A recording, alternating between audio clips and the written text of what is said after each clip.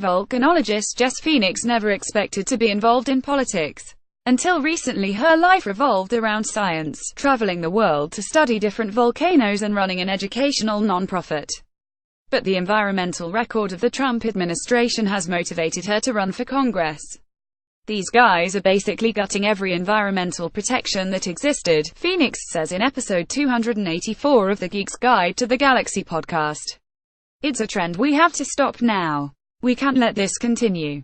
Phoenix is one of a growing number of scientists who are running for public office, spurred on by the group 314 Action, which helps teach scientists how to organize a political campaign. There's a growing recognition among them that too many elected officials are ignorant of basic science, and that the only solution is for scientists to get in there and do a better job. The science candidates are going to be in favor of things that are scientifically proven to work, Phoenix says. That's the one thing that unites all of us.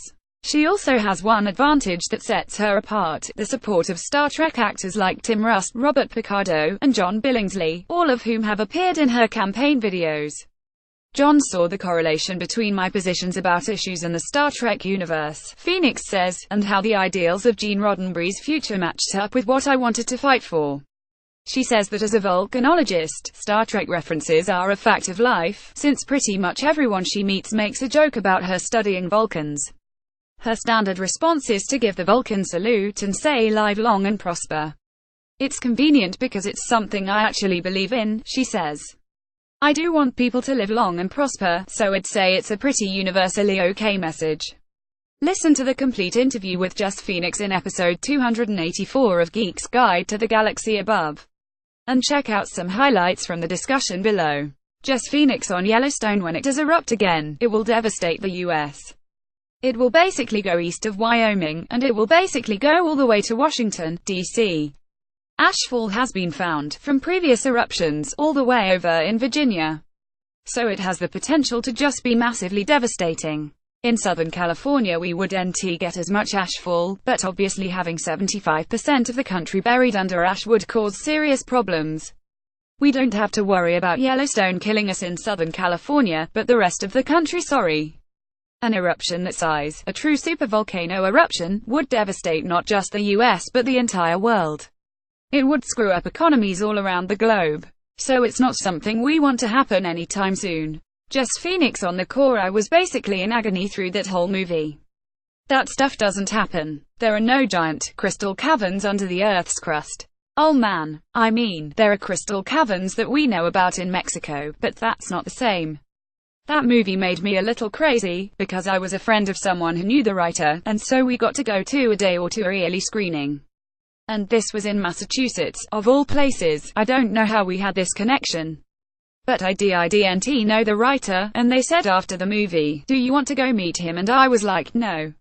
Sorry. Right now I would be too critical. It'd have to wait. I was not that mature at that age either, and I was just like, oh my god, the science was awful. Jess Phoenix on climate change: my dad was very much into climate change isn't real a few years back. And I would say, Dad, I'm the scientist. I went to school for this. There's no conspiracy. But then I'm really encouraged, because on his Facebook page he shared something that I did, one of the media appearances that I had. I think maybe it was when I was on CNN International talking about why we need scientists in government, Earth scientists in particular, and somebody on his page said, "Oh John, it's just a conspiracy. Follow the money." And my dad was like, well, my daughter's not getting paid off for this, so I think there's something to it. I know she stands firm in her convictions, or something to that effect. So I think he's starting to see that it's real. Jess Phoenix on fundraising: some scientists have gotten fairly wealthy patenting their discoveries, but for most scientists, particularly Earth scientists, your biggest disadvantage will be that you don't have a massive built-in donor network. Because scientists haven't been politically active. So if I were to call up, and I've done this, if I were to call up 10, or 20, or 50 of my scientific colleagues and say, hey, donate to my political campaign, they're not used to doing that. Lawyers are used to donating to other lawyers running for office, and the same goes for business people, because they make up 80+% of Congress right now. There's one physicist in Congress, Bill Foster in Illinois, and that's it. So you can see we have a hard row to hoe.